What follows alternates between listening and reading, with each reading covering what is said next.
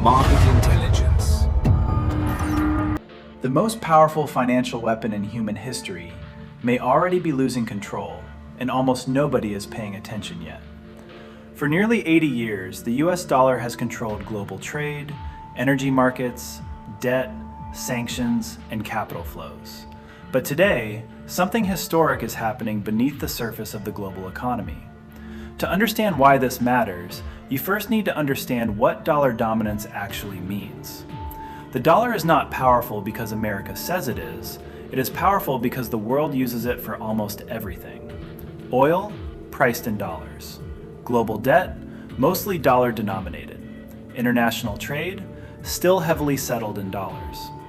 That system gave Washington extraordinary power, because if the world depends on your currency, you control access to the system itself. But then came the moment that changed everything. When Russia invaded Ukraine, the West froze hundreds of billions in Russian reserves held in dollars and euros. And for many countries watching, the message was immediate. If it can happen to Russia, it can happen to us. That was the psychological fracture point in the global monetary order.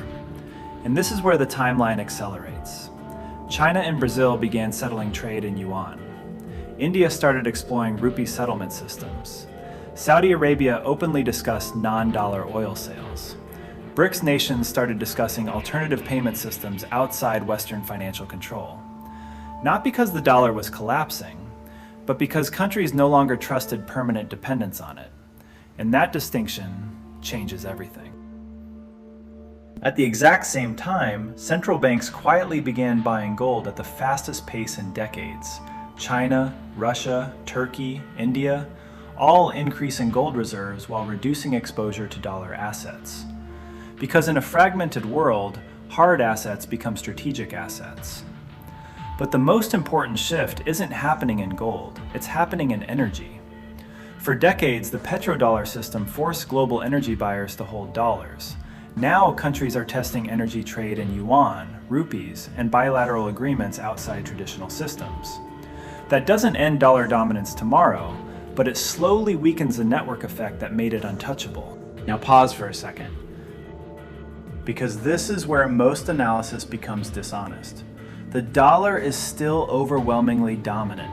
No other currency currently has the liquidity, trust, military backing, or financial depth to fully replace it. But global systems do not collapse overnight. They weaken gradually, then suddenly.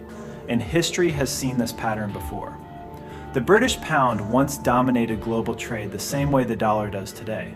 Then wars, debt, and geopolitical shifts slowly redistributed power over decades. That is the real lesson here. Reserve currency transitions are not events, they are eras. And right now, the world may already be entering the early stages of a multipolar monetary era. Which means investors, governments, and institutions are all quietly repositioning for a world that looks very different from the last 30 years. The question is no longer whether the dollar remains powerful. The question is whether the world still wants a system controlled by only one power. This is Atlas Market Intelligence. If you want geopolitical analysis before it becomes mainstream headlines, subscribe now, because the next global financial system may already be forming in plain sight.